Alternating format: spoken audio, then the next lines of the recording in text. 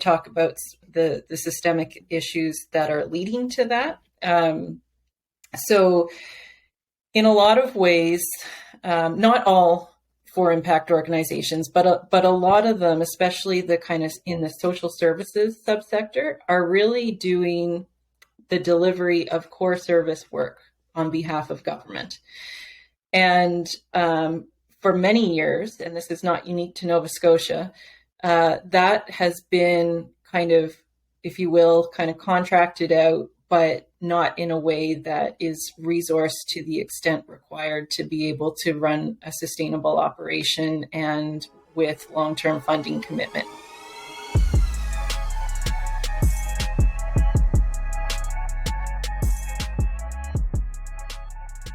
Well, welcome to the podcast of The Interesting People You Meet, sponsored by Newground Financial. This is episode 11, and myself, Nick Momberket, Nathan Dover is the co-host, and our special guest, Annika Voltan, is joining us today. We're very excited to have her. It is, at the time of recording, we celebrated International Women's Day. We're very grateful to have our first female guest here on the podcast, and especially grateful that it's Annika. So Annika is motivated by imagining how we can shift inequitable systems by working together for positive change. Annika believes in the power of community and the need for trusting relationships to move beyond conventional ways of working and being. She had the privilege of leading 2 organizations in the community sector in Nova Scotia, and in her current role, she's working to raise awareness of the value and impact of community impact organizations. Annika has an educational background in business, social enterprise, social innovation, professional experience in public policy and nonprofits, and considers herself a cross-sector bridge builder. She's particularly fascinated by the social entrepreneurship and innovative ways of working to increase social impact for marginalized groups and communities. She's a systems thinker, connector, change maker, and executive director of Impact Organizations Nova Scotia. Welcome to the podcast, Annika. Thank you, Nick. Glad to be here. Thanks for the invitation. Absolutely. So we're super grateful to have you here. And I just gave a pretty interesting intro of what you're really interested in. Why don't you tell us and the audience a little bit more about yourself? Sure. And maybe I'll pick up on what you were just saying about cross-sector bridge builder. So maybe going a little bit further back than you might have intended with the question, but I usually start this story with the fact that my dad is an entrepreneur and my mom is an academic, and that kind of sums up kind of what I feel are the sometimes different parts of my brain, and speak a bit to my potentially windy journey, I guess, to where I am now. So I grew up in Halifax, moved to Calgary when I was in high school, and did some time overseas as well. And my first kind of business experience was running a College Pro Painters franchise in Calgary. And I've also, my dad, I mentioned an entrepreneur, but he's in the home building business. So that's always kind of been in the periphery of my world. And I ended up moving back out east and finishing my undergrad at Dal in commerce. And my first job was in Burnside selling Xerox photocopiers to clients in the States, and got some good sales training in that experience. But I also recognized that the big corporate environment wasn't really where I wanted to spend my energy. So I went to my mom, the academic, and I said, I'm not really happy here. So what did she recommend is going back to school. So I ended up doing an MBA, but it was this kind of unique point in time where there was an offering where I could kind of choose my own direction and courses. And that's where I started to learn about corporate social responsibility and eco-efficiency and management and public administration.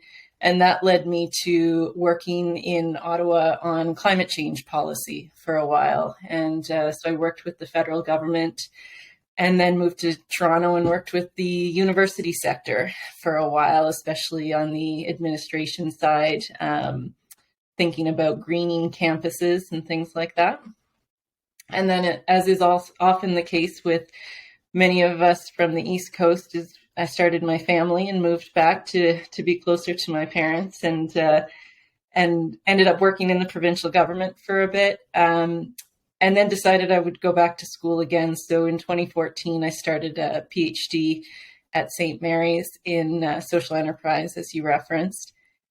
And that really kind of brought together a lot of unique interests of mine, or unique or disparate, I guess, in the sense that, the business and management context, but also in how do we use that for social good. And so I really enjoyed that learning experience. And then, that's when I got involved with Inspiring Communities, which I was the founding executive director of, doing some community work there. And then now I've been at IONS for about a year and a half. So I also have kind of been drawn to this idea somewhere down the line. Someone mentioned the notion of a trisector athlete.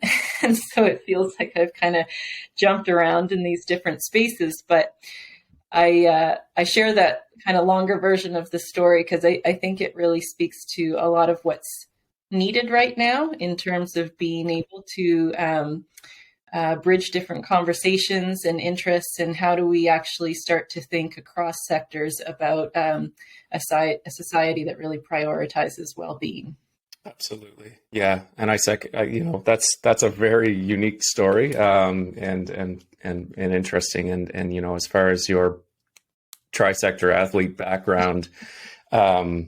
As a company with our daily job, spending a lot of time in your sector, it's a breath of fresh air to work with you and find out how you see things with a different lens. I'm so excited to see the continual change that you'll bring to the sector here in Nova Scotia and hopefully even further at some point. So we've known the Community Sector Council for a while, and you just recently had a rebrand. So can you tell us a little bit more about why that happened and then what the new goal is of the new organization? Yeah, definitely. I will say, in terms of the framing of the community sector, I never really took issue with that language. But we did find, and we did, when we decided to do this rebrand, it was kind of with the lens of, the organization's been around almost 10 years. The feeling or the energy is a bit outdated, not unusual after that amount of time for organizations to start thinking about a new logo or a new website and things like that. So we weren't sure at the beginning if we would change our name, but we did a fair bit of sector engagement, and we had the feeling, and that was validated, that the name Community Sector Council of Nova Scotia had a bit of, I'll say, kind of bureaucratic vibe, or it wasn't always clear what the organization was about. And we wanted to make sure that we thought about that in terms of this overall rebrand process. But some language that we wanted to avoid, because one of the first kind of ideas that came up, which is similar to organizations like ours across the country, was, what about the Nova Scotia Nonprofit Network? And so we did feel strongly that we wanted to move away from that kind of language in the sector, because we feel that the sector already has, for many good reasons, a kind of scarcity mindset at times of, there aren't enough resources. We need to hold on to the resources we have. That can create a competitive kind of environment. And the language of nonprofit denotes this idea of not being something or being less than, say, a for-profit type of organization. And it's not that we're the opposite or the poor cousin of the for-profit sector. This is a very important and key contributing pillar to our society. And we need to shift the narrative on that and raise greater awareness about the community impact that these organizations have. So when we talk about impact organizations, we're talking about community impact, social impact, environmental impact, cultural impact. And we wanted a name and narrative that encapsulates that. So that was a big impetus for why we went down this direction. Cool.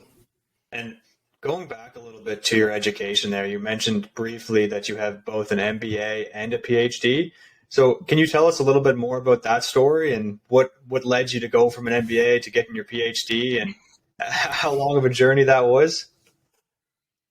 Sure. And I kind of alluded to the fact that my MBA is a bit unconventional.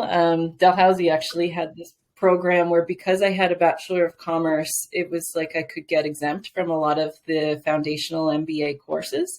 So I would describe it almost as like I don't know, like a hybrid management kind of degree versus a traditional MBA.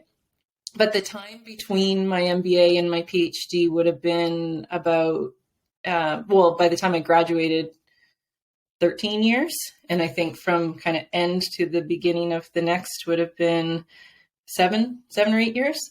And so I went and worked in policy with government, as I mentioned. And to be really honest, when I moved back here, it was hard to get work. And even though I had a lot of really great kind of government experience on my resume, the only job interviews I was getting called back for were with government, and I was ready to leave that sector. And so it felt like if I didn't build my credentials in the space that I wanted to be in, then I wouldn't have a foot in the door. So that was part of why I went back. So you obviously have a background in business, and you just mentioned government. So other than, I guess, the only job opportunities seeming to be in the government, what led you to the community impact sector? Well, I think I've always been drawn there, and I know I'm not unique in that sense. There's so many people who are really seeking kind of meaning and purpose in their work, and that's always been really important to me.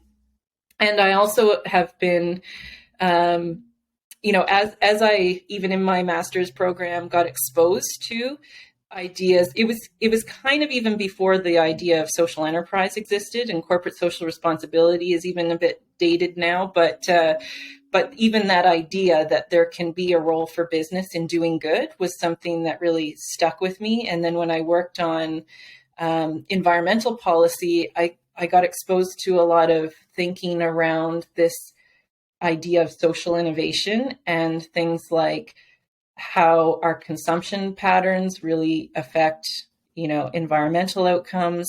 And it just really started to propel me down this path of wanting to work in the social innovation space, if you will. And I've always been interested in collaboration and networks and how people can come together to advance change missions. So when I did go back to school again, it was definitely with that idea. I didn't know if I would do something like really focused on food security or something broader. And I ended up really leaning more into behaviors around social enterprises. Okay, cool. Awesome. Annika, you talked a little bit about the mindset of the sector and why you chose to name, the organization a little different. So in my experience, I second, I hear, budgets are tight, due to funding. And what it seems sometimes is that leaders of these organizations, the executive directors in particular, I've even had one go so far as to tell me that he was a professional fundraiser. I'm just curious, do you feel is that true in most of the for impact organizations? And if so, do you think that's an effective use of the executive director's time is being the professional fundraiser, or, what do you think about that? It is absolutely true in terms of the reality of what it is to work and lead in this sector.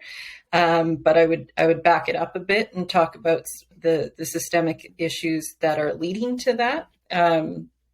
So in a lot of ways, not all for impact organizations, but a lot of them, especially the kind of in the social services subsector, are really doing the delivery of core service work on behalf of government. And for many years, and this is not unique to Nova Scotia, that has been kind of, if you will, kind of contracted out, but not in a way that is resourced to the extent required to be able to run a sustainable operation and with long-term funding commitment. So the reality of the funding in our sector is that it's typically delivered by grants. There are relatively few organizations that actually have core operational funding. And the grants are typically for specific programs or projects and don't cover kind of operational or administrative type funds. And they are typically on short-term time horizons. You're lucky if you get a 3-year funding commitment, but more often it's 1 year or less, or, for the duration of a project. So what ends up happening is that you obviously can't hire permanent staff because too much of the funding is associated directly with the stipulations of the grant. And so from a leadership or ED kind of role, you're in the position of needing to make sure there's always enough money to kind of carry through when those grants run out or expire. And so, absolutely, it is a big part of the role. And is that problematic? Yes.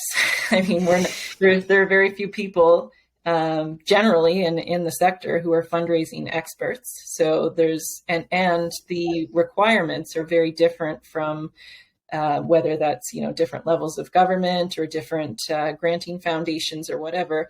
I was on the phone with somebody yesterday who was putting in a federal government application. She said she worked on it full time for 2 weeks, and that's not a guaranteed funding source. So you can imagine the layers of paperwork and, financial information that are required at times, especially for really large grants. And so you have to always be kind of keeping an eye out for where the funding is available. And too often the funding is, like I said, for projects, but innovative projects. So you have to kind of make a case or take on work that might be outside of your core mission to be able to get the funding to keep doing the core work that you're trying to do. So there are many, many things that are complicated about that, but yeah. That sounds very challenging. And I don't know if we have the solution today, but is there something that perhaps you're working on or that's crossed your mind that you thought could ease that burden of the leaders of these organizations, or what is the solution to make that easier so we can spend, perhaps from my view, more time, executing on our mission rather than having to fundraise to execute on our mission? Yeah, no, it's a great question. And, so you've heard my career journey, and I've only really been in the sector for about 6 years now. And the first kind of 4.5 years were with Inspiring Communities, kind of my first time in an ED role, growing an organization and learning as I went. So really, I've only been here for about 1.5 years with this kind of sector lens, I'll call it. So it's early days. When I stepped into the role, I've learned so much in the last little while, and also realized how much information we still need to be able to understand this sector and be able to develop evidence-informed potential solutions. So that I think right now we're holding lots of questions and trying to gather the data to better understand, how many organizations are in this kind of place? How many are delivering those really critical social services versus the arts and culture and sports and rec, which are super important for communities, but are maybe a little bit different than, kind of the mental health supports or the food security organizations, et cetera. So different groups play different roles is the point. And so what we're doing right now, alongside, some data collection and sorting, is holding conversations around this idea of systems change and transformation in the sector. And so we're bringing together different folks from government and business and the sector to start that conversation. And we want to go deeper into community engagement around those questions to really hear from people across the province. What is your experience? What are things that you feel might be potential solutions here? And then over time, actually get into a space where we can be trying and experimenting with different models. Awesome. So I guess maybe on that, with your involvement in the sector, just sort of a dovetail question is what can current EDs and leaders of organizations in the for impact sector do to perhaps engage with your organization or help with that mission to create a collective voice, I guess? Yeah, well, I think we're a small group. We're only 6 people right now, but in terms of the sector, we offer, I'd say, like our 2 primary areas of activity are around offering opportunities for capacity building and kind of connection and networking in the sector. So of course people can join. Everything's online right now, but hopefully not for too much longer, but those kinds of sessions. And then on the kind of research and raising the voice of the sector, participating when we are doing surveys and holding focus groups and community conversations to make sure that their voices are part of our work and process.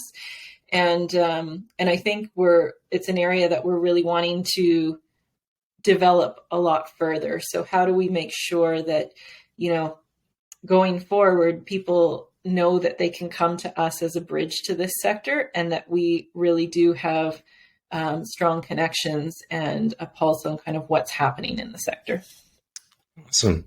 To shift gears a little bit, I just want to read a quote, and then I want to see kind of what you think of it, if that's okay. So, time spent on trust building in teams and cultivating spaces of psychological safety and reflection is often viewed as indulgent and unproductive. What do you think about that? Yeah, I think that is really true. And I think I might have written it. I don't know. Might have stole that from one of your recent articles. Yeah, I thought it was very interesting. So I don't know if you want to elaborate, we can leave it at that. But I'm just curious to see what you were thinking of as you said that. Yeah. No, this is a topic that is really important to me personally and professionally. The series that was taken from was framed as Reimagining Productivity, is a kind of short series of articles I co-wrote with Sarah Lynn Hodgkin out of Ottawa. And I think I've worked on and off with Sarah Lynn a bit over the last few years, and she's a leadership coach. And this past summer, we were chatting and just kind of like expressing a shared frustration in how, on one hand, there's, I guess, an implicit understanding that building trust and relationships is a huge part of the work needed to advance change. And yet it's the kind of work that doesn't get funded, let alone kind of even prioritized in schedules and on task lists. And so it ends up being something that is so important, but can be either neglected or ends up being added in to make days longer, and is kind of feeding the burnout and fatigue that we're seeing. And I think what we were trying to communicate there was the importance of really rethinking what we mean when or how we understand productivity, because often it's like, how many meetings did you have? How many tasks did you check off the list? How many new projects did you finish or whatever? But actually you can do all that work until the cows come home, but it doesn't necessarily mean that the impact is going to be seen. And in my experience anyway, you can go so much further if you have trusting relationships, whether that be with external partners or within your team. And what I'm really hearing and feeling from my team these days is that people are ready to get off of that hamster wheel and really think about, really think critically about how they're spending their time, and myself included. Like, I definitely have kind of hit my edge with online meetings, and just, I just say no way more often than I used to. And it's sometimes maybe losing out on important things, but But I think a lot of the time we're so ingrained in this way of working that we're not really challenging, like, do we need a meeting for that? Or is this really a project that we should be taking on? Or is there somewhere else that we should be spending our time? So I think, we've done a few things on our team, like taking intentional days for reflection. I've really tried to have some metrics for myself personally about how many hours are unscheduled in a week. And that enables space to really like go deeper and do more of that strategic thought work. Awesome. Yeah, I love that. I remember I heard a conversation once about this. This gentleman was in the boardroom, and he was with this executive team, and a team member walked in and just said, hey, we got XYZ situation, on the go. What should I do? And the executive looked at him and just said, well, my thinking time is between 4 a.m. and 6 a.m. on Thursday morning. He said, I'll have an answer by 7. And I was like, thinking time. And since then, I've implemented something similar, and it's huge. It's really helped. In fact, next week, I'm taking half days and focusing on that as sort of a recharge. So I definitely agree. In a similar, I think in one of the extensions of that article you just mentioned, you said you were advocating for drastic recalibration of how we define productivity as social change leaders. What are some of the tangible ideas and practices for incorporating redefined notions of productivity? You did list a few. I can share them if you want, but what were those? Yeah, well, some of them are what I was just alluding to around those, thinking spaces or reflective spaces. And I think those can be on a personal level and something that can be incorporated into every day or every month or whatever in a more kind of concentrated time, like what you're going to do next week. And then also as a team. So having, we've experimented with a shared set of reflection questions that we all kind of take away for a day and then come back together and discuss.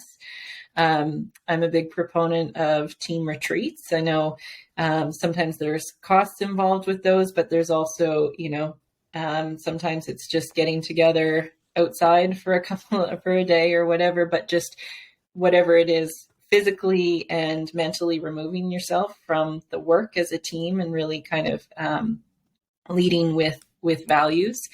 And yeah, I think that there's a lot to unpack around how our current notions of productivity are really rooted in colonial thinking.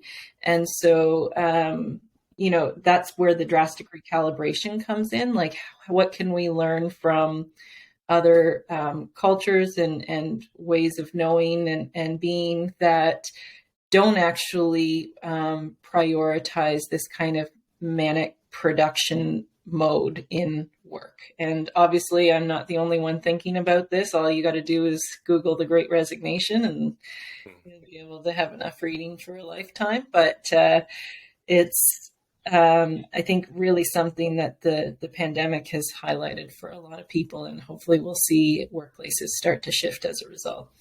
What would be ideal for you, given your your leadership experience and education? Like, if you fast forward 2 to 5 years, what does the workplace look like or feel like, or what do you believe it should to keep employees engaged? Yeah, I mean, and obviously I can influence this in my workplace. So if my team's listening,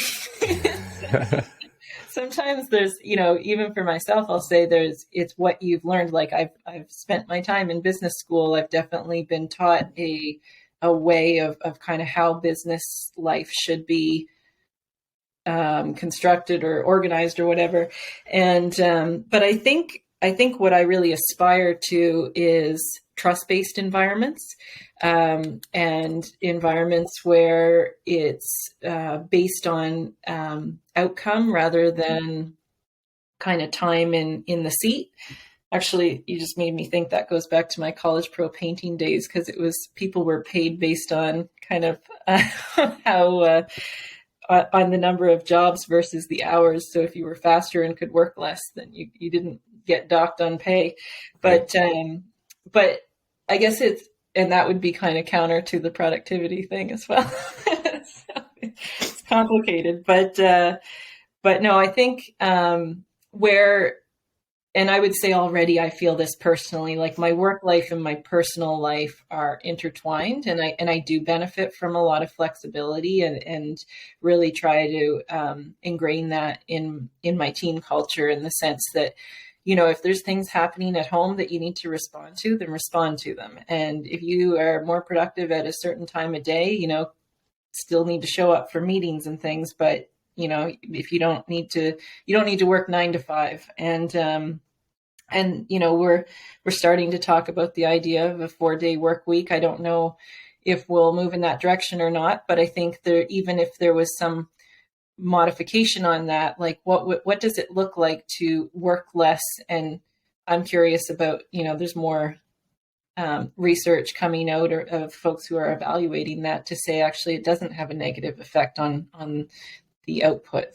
So yeah. And I think too, like, seeing more and more of a focus on valuing time for relationships and for thinking, because I do, you've shared that you've felt that impact, but I really do find for myself that I can be much more effective and make better decisions when I have that space. Agreed. Yeah. I implemented a personal 4-day work week a couple of years ago. And so Fridays are what I call my buffer day. And I get to do fun things like this. And it's just a bit of a release, and it's a different, breaks up the pattern, I guess. You mentioned retreats a second ago, and I keep hearing about this place called Windhorse Farm, and I believe you know about it. My brother, Matt, and his former business partner, Nick Matheson, frequent once in a while. So I'm just curious, what is this place? Can you tell us more? Yes, I definitely know Windhorse. And funny story is when I did my MBA and I took my corporate social responsibility course, my professor is the one who introduced me to Windhorse back in 2008. Okay. And we co-wrote a case study that is still used in classrooms today. And it was about Windhorse's tonewood business. Okay. So Windhorse is a really special place in Nova Scotia, in an old growth forest, of which there are very few left. And so as a result of sustainable forestry practices, the trees have grown larger than what we often see. And because of that, there is an ability to make these rosewood instrument tops, like a whole top of a guitar could be made out of one piece of wood. And so they had this really unique kind of business opportunity, and that's what the case study was about. Cool. And they did do that for a bit, but it's definitely not the focus of the organization. And then I went back, actually, during my PhD. The same prof and I had kept in touch, and we did a second case study on Windhorse was kind of experimenting with the idea of becoming a social enterprise. So just kind of working through what that journey entailed. And they didn't really end up going down that path, but it was an interesting, I guess, experiment. But basically, I have been to Windhorse a number of times for retreats with different groups. I've brought groups there and been a participant. And I find it to be just an incredibly rejuvenating space. It's just, being in old growth forests, I think, is one of the most amazing environments to just really connect with nature. And I've had lots of really great opportunities to learn, including one retreat that was a leadership training retreat, but really using nature as the teacher. And looking at, what can we learn from trees and root systems and things like that. So that's really informed my thinking and my work. And then you're probably hearing even more about it recently because the former owners, Jim and Margaret Drescher, recently passed it over to the Ulnueg Education Foundation. So this is a piece of land that once, always belonged, but was once inhabited by the Mi'kmaq community. And then I think about 300 or 400 years ago, the Wenzel family settled on the land, but committed to sustainable forestry practices. And then the Drushers came in somewhere in the vicinity of 30 to 40 years ago and kept that practice and commitment. And then just recently, it's done this kind of beautiful full circle transition back to the Mi'kmaq. That's cool. That's super cool. You know, Annika, most of our guests tell us kind of the same story, that they love reading. And I'm curious, where do you turn to get up to date and inspiring content? This is one of those questions that I'm always like, don't ask me, because I never remember what I read. I fall into that category too. But in terms of like work-related content or the sector, I would say some of my go-tos are magazines, like the Stanford Social Innovation Review is one that I really like the articles in. The Philanthropist is one that I really appreciate from a sector perspective, as well as Nonprofit Quarterly. And I think I'm reading a book right now that I'm really enjoying called Impact Networks. And that's really talking about how we can catalyze systems change through different network forms, which is really resonates for me. And I'll read, the, what do you call, like the bestsellers in leadership, like Brene Brown and Simon Sinek and those types of folks. But yeah, I think, and then there's just the constant barrage of cool articles coming through on LinkedIn. So that's another source. Of course. What's the podcast space like in the impact sector? Is there any that you can think of? Yeah, so I'm going to admit that I'm not a big podcast listener. And so I think I've been saying to myself, I need to change that for a while, especially because I'm starting to record more of myself. Yeah. But I definitely have listened to quite a number of Brene Brown's, and I find it's not so much a sector-focused podcast, but leadership and some of these questions around rethinking workspaces and stuff like that. And the TED Talk podcast is another one that I've listened to. In the, someone listening might say you missed, really important ones, but I haven't personally yet found ones related to this sector that are kind of on a greater scale. So I'm still looking for that. And, but yeah, more often I go to reading than listening. That's fair. That is fair.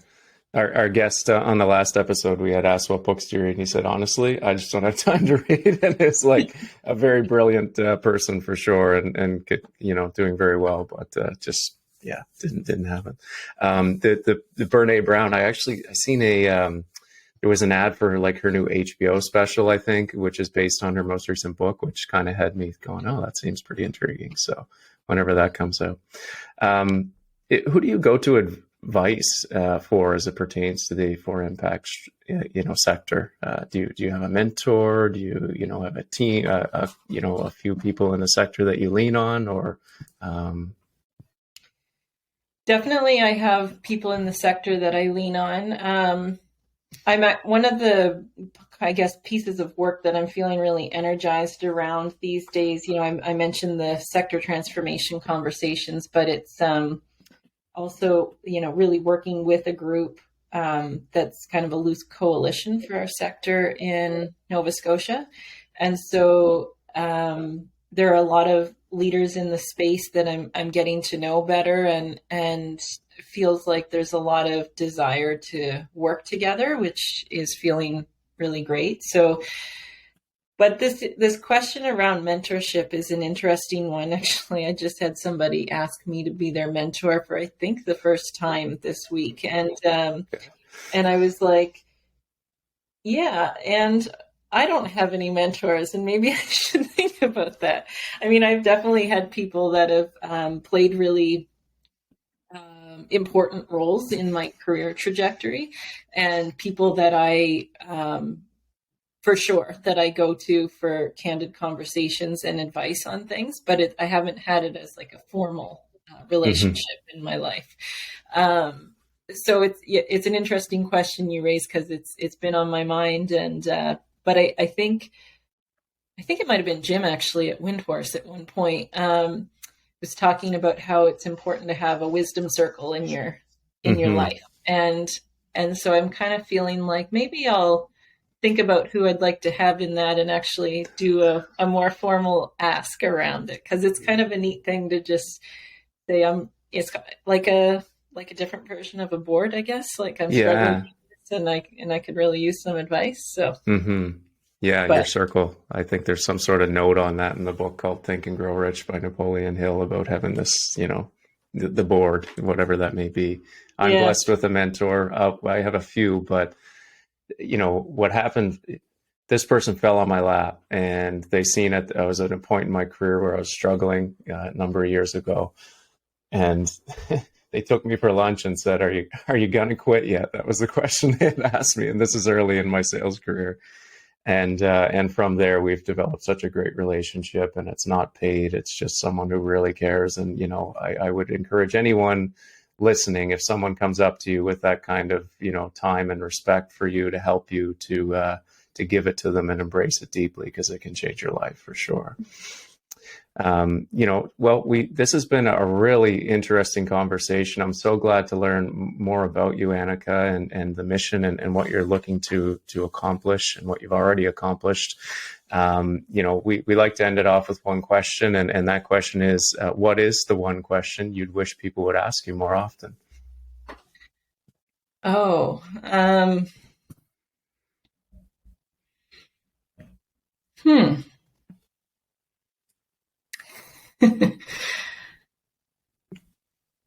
That's a really good one, and I'm struggling for an answer. That's okay. No problem. Yeah, I guess it's maybe a really simple answer, but like, how can I help? Because I think